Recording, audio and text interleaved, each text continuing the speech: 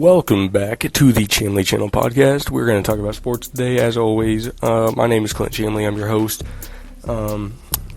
We did not come up with a new name yet. That is my bad. I have been slacking. Anyway, we're going to get right into it with the MLB playoffs. They have recently started. In the wild card game, the Red Sox move on to the ALDS by beating the Yankees 6-2. I mean, that was a pretty dominant performance. None of the Yankees really showed up besides Stanton. Red Sox, the pitching looked a lot better. I mean, Red Sox really proved why they're meant to be in the playoffs. And the Dodgers beat the Cardinals 3-1. They move on to the NLDS. The Cardinals were the hottest team in the MLB, and the Dodgers were able to take them down. I personally think that the Dodgers will not be able to beat the Giants, I believe, who they play. Yes, that is correct. I thought the Cardinals were going to win this game because they were so hot, but they did not. They looked good for a while and then eventually choked it away. And then in the first round of the ALDS, we got the Rays beating the Red Sox 5-0. Tampa Bay now leads that series 1-0, and the Astros beat the White Sox in the ALDS 6-1, and the Astros looked very, very dominant. The White Sox looked like a good team, and I mean, the Astros just destroyed them, home run after home run. It was pretty dominant. So, my pick to win it all, probably Giants beating the Astros in the World Series. I mean, Red Sox have looked good, but they just got destroyed by the Rays. Astros just destroyed the White Sox, and the White Sox proved that they were elite and had elite pitching. I see the Astros going far, but I see the Giants going even farther. Next up, we're going to be talking about the NBA preseason. Not much going on. Basically, everybody's resting their starters, just seeing any young talent. And I haven't really seen much young talent actually perform better than what I thought they would. Everybody's kind of been performing to expectations. That's about it. Not much to say there. John Collins had an amazing dunk, and we're actually going to talk about that next topic. How does his dunk rate of all time? In case you missed it, I recommend you go look it up. He caught an oop from Cooper, who was recently drafted from Auburn, and he elevated for that thing. He grabbed it out of the air, dunked all over Jared Allen, and that was impressive. In my personal opinion, that's going to be probably the best dunk of the season, and it happened in the preseason. I probably got to say that's probably going to be up there, pretty high, probably at least 20, probably 15, maybe even 10. I mean, that was a very, very, in terms of in-game dunks, that was very impressive, very, very good poster. I enjoyed that. It was entertaining to watch for sure. And respect to Jared Allen for actually going up and trying to block that, because not many people would, and Jared Allen would go after literally anybody. He's blocked some of the greatest because he has no fear at all whenever he's going to the rim. Moving on to the NFL really quickly. Not really quickly, because we're going to stay with the NFL. The Cardinals, Arizona Cardinals, last undefeated team. Are they for real or no? I think yes, because personally, I thought they were going to be amazing last year. They kind of fell off after being an amazing start. Kyler Murray, MVP type season. DeAndre Hopkins, arguably the best receiver in the NFL. Max Williams played extremely well. AJ Green looking like a wide receiver number 2 again. You got Rondale Moore, the rookie. He's been playing extremely well.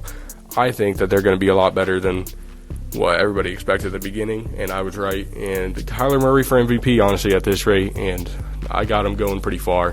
I'm not saying they'll make it far in the playoffs, but I do think they're going to make it to playoffs and do better than everybody expected at the beginning.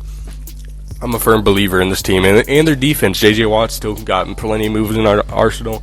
Chandler Jones, the secondary's been playing better. They're really young in the secondary, so I just think that they're going to do extremely well.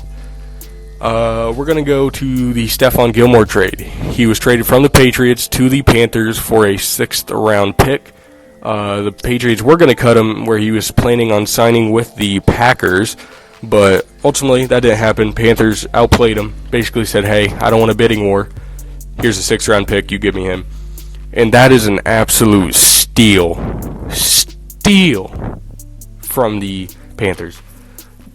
6th-round pick for a defensive player of the year. Oh my God, that's That's insane. And the only reason he's gone for solo is he's been dealing with injuries. He was projected to come back after week 6, and the Patriots said, no, we don't even want him now. We're going to cut him. And Panthers, they really got a steal, because if he can come back healthy and how he was playing, that's going to be insane, because he's something else, let me tell you, when he's healthy. But it's a matter of him staying healthy. I'm not saying he'll stay 100% healthy, but I think he'll stay healthy enough to be amazing. Jalen Smith from the Dallas Cowboys was recently cut, and I'm still unsure why, because he had a knee injury, I believe, and he comes back. He's not playing the best, but he is not playing, hey, I'm going to pay you money to cut you so you don't play for us bad. He's way better than backups. Has an amazing IQ, play recognition off the charts. I don't really understand that move, and the Green Bay Packers picked him up. The Green Bay Packers defense is pretty good. They're very good at rushing the quarterback with Preston Smith and Zadarius Smith. I think that's a steal. They really needed that. Jalen Smith's going to be great for them. That's a really good pickup. Jamie Collins, I believe he was cut by the Lions, and he signs back with the Patriots. I expected this. I personally thought he would go back to the Patriots. He's always been kind of a Patriots guy. I think this is a great pickup. The Patriots defense has been pretty good this year, but not amazing. They're not going to be an amazing team because they do have a rookie quarterback, but he has been playing well. So I think that this is a really good pickup, as it's going to help. And Jamie Collins, he's a very good player. He's not the greatest. But what he is a leader. He's a leader. He's a presence. He is going to make that defense confident. He can be trusted. And I really like that pickup for that reason. We're going to go on to any surprise stat leaders. So, really quickly. First of all, let's go back to how I forgot to talk about this. We were talking about Kyler Murray on the Cardinals being the last undefeated team. He currently is third in passing yards, with 1,273. He's tied for fifth with touchdowns, and he has 5. He doesn't have 5. He's tied for fifth. My bad. He has more than 5. He's tied for 24th in interceptions, which means he hasn't thrown many. And he's second in QBR rating, and he's first in completion percentage. That is insane. That's an MVP type quarterback season. So anyway, going on to stat leaders. Matthew Stafford is currently first in passing yards with 1,587. That's not really a surprise, honestly. He's an amazing QB. He never really had any weapons in Detroit, minus Calvin Johnson back in the day, but they didn't have any other pieces around him. So I kind of could see that happening, and it's shown. He's a very good quarterback. I think a lot of people have underestimated him, and it's really showing that he's the real deal. So in terms of yards per attempt, with a minimum of at least 10 attempts, the leader is Russell Wilson, and that's also realistic. Russell Wilson's a very good quarterback, but the Seahawks offense in general is very, very, very good, especially when they have a running game going. But that's not all the time anymore. But this really shows you volumes about their defense. They are leading in yards per attempt, but they are one of the lowest in terms of team yards together. That shows you how little they get the ball on offense. Other teams are just running the clock down on them, running the ball, and their defense can't stop them. And then when they finally do get the ball, they can score, but they don't get the ball that much. So I think Seattle's defense really needs to figure that out. So in terms of completion percentage, as I said earlier, that is Kyler Murray. He's insane. He's having MVP type season. In terms of touchdown, it is currently Patrick Mahomes with 14. That's not a really surprise either. Kansas City's a very high-powered offense. No, they're not playing up to expectations, but they're still a very, very, very good offense. In terms of interceptions, Zach Wilson leads the league with 8, which basically means he's dead last in interceptions. The more interceptions, the worse. He has been playing awful. He's looking up now, but he's not playing good. Second is Trevor Lawrence with 7, which is not very good either. And then you got 5 from Davis Mills, who has not played very many games, but the Texans are struggling anyway. So that kind of shows you what's happening there. So moving on to rushing leaders. In terms of rushing yards, it's Derrick Henry. Is that even a surprise, ladies and gentlemen? Derrick Henry's going to lead their league in rushing a lot. They run the ball every play, and he gets yards every play. What can you expect? He also leads... Well, hold on 1 second. He's 510 rushing yards, and Nick Chubb has 362 in second. That shows you how much farther ahead he is than everybody else, because he's going to run the ball almost every play, and he's going to get yards. But that being said, he also leads the league in rushing by quite a bit. He leads the league in attempts by... He's 30, I believe, if I can do math. Joe Mixon is second with 83, and Derrick Henry is first with 113. So, yes, he leads the league in rushing, but he takes a lot more attempts. In terms of rushing touchdowns, the league leader so far, I believe, is Sam Darnold. Let me double check. It is. He's got 5 rushing touchdowns, and number 2 on the list with 4 would be Derrick Henry, Ezekiel Elliott, and James Conner, all tied. But Sam Darnold, a QB, might I add, for the Panthers. I guess they like to run it on the goal line, knowing that he has 20 attempts and 52 yards. It looks like most of his attempts are coming on the goal line. And there's nothing wrong with that if it's working, and it's really shown that it is working so far. So, props to him. Keep that up. We're going to go to receiving. Cooper Kupp leads in receptions with 37. That's not really a surprise. He's been killing it in terms of reception. He's 6 above Devontae Adams with 31. That's not really a surprise. He's obviously proven himself as Matthew Stafford's favorite target on his new team. And I can't blame him either. He's an exceptional route runner. In terms of yards, it's also Cooper Kupp, who has 523. Deebo Samuel in second with 490. Same thing. You kind of got to expect that when he's your new elite QB's favorite target. In terms of touchdown, it's tied between Cooper Kupp, no surprise, and DK Metcalf. And that's not a surprise either, because DK Metcalf is a huge receiver. He's big, he's strong, he's tall. That is the perfect guy to go to in the red zone. And I understand completely why he's getting so many targets in the red zone, and that's why he's scoring touchdowns. And I can't blame him. I would be throwing to him in there too. In terms of targets, Cooper Kupp's first, 56. That's kind of not surprising, knowing that he leads all receiving categories. 56, and second is 45. So that's kind of showing you that Matthew Stafford does indeed like his new receivers. We're going to be quick with this. In total tackles combined anyway, which means that combined assist and solo, you got Bobby Wagner with 58. That's not surprising, knowing that the Seattle's defense is literally always on the field. They can't manage to get off, and Bobby Wagner's been elite for years.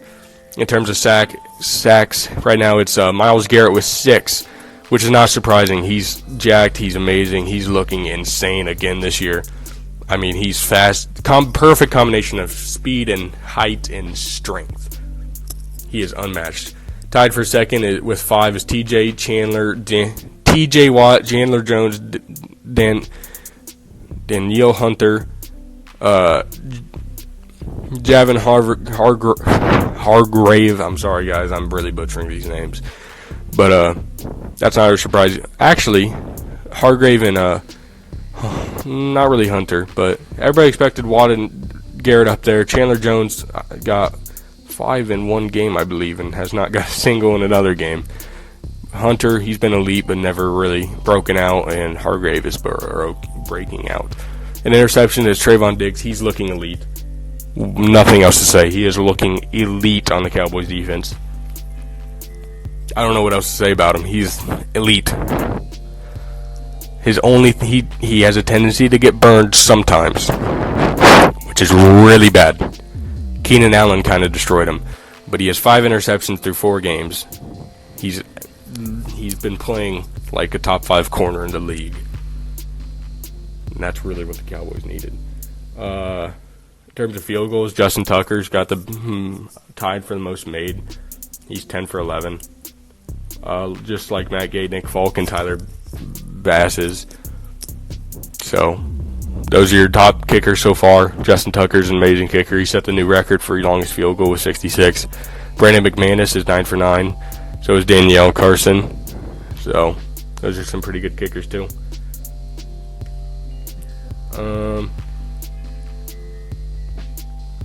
We're going to move on to our next. Any sleeper teams left, in my personal opinion? Chargers. They beat the Chiefs. They beat the Raiders. They beat the Cowboys, I believe. I mean, they're kind of showing that they are elite. That maybe they're better than the Chiefs. Maybe they're better than the Raiders. Maybe they're better than the Broncos. Maybe they're the best in the AFC West. Justin Herbert's looking good. Keenan Allen's looking good as always. Mike Williams is having a breakout year. Austin Eckler's an amazing running back and receiver out of the backfield. Their defense is looking really good with Asante Samuel Jr., defensive rookie in the year potential. Joey Bosa is looking good. Casey Hayward. I mean, they got names on that defense. And we're going to talk with our last subject about fantasy teams. Any particular people you should keep or drop. We're going to start with Tyson Williams of the Baltimore Ravens, running back. He's a rookie. He was really good week 1, dropped off a little bit week 2, flopped week 3, lost his starting running back spot, and now Le'Veon Bell is with the team. Drop him. Doesn't deserve it. Elijah Moore, he looked good. He missed a game. Corey Davis went off. Jamison Crowder went off. Keelan Cole did good. It feels like he had a lot of potential. It feels like he dropped off the depth chart. I'd get rid of him. Ronald Jones, I have him on fantasy, personally. He's had 21 carries in 4 games. That is not very good at all. Leonard Fournette's currently running back number 1, but if he ever gets injured or gets tired, Ronald Jones is coming in. I think you should keep him at least as a bench piece. Robert Woods, with everybody, he's got very little targets so far. He's had 25, and he's caught 15 of them. Don't drop him. Keep him. Cooper Kupp's been seeing most of the workload. Eventually teams are going to start covering that. Keep him. Rondale Moore, he was amazing first 2 games and then dropped off. He's had 5 targets, and he's kind of dropped off to. There's so many good receivers in Arizona. I'd say it's safe to let him go, but I don't think you should just do it to pick up another piece that you aren't confident in. Because yes, he's dropped down. It looks like AJ Green's the wide receiver number 2 now. But I'd keep him unless you have so much confidence in somebody else. So then I'd say he should be the first to go. Cole Kmet, you probably kept him to see how you do with Justin Fields. He's had 3 catches in 3 weeks. He's not worth it. Le'Veon Bell, I'd drop him. I mean, yeah, he's coming to the Baltimore Ravens, who don't have a good running back core. I'm not confident in what he's going to do. I'd drop him. He's not the old Le'Veon Bell. And Tyler Lockett, he boomed the first 2 weeks with 26 and 31 points, and then he dropped down to 6 and 10, I believe, the next 2 weeks. I have him on my personal team. I benched him in 1 league. I traded him for DK in the other. Don't ask me why somebody offered me DK. Personally, I'd try to find a trade for him. I mean, I don't have confidence DK's going to get a majority of those targets now. And I think that wraps everything up. Thanks for listening. I didn't take too much time today, but I didn't have a guest either. So thank you for your time, and peace out.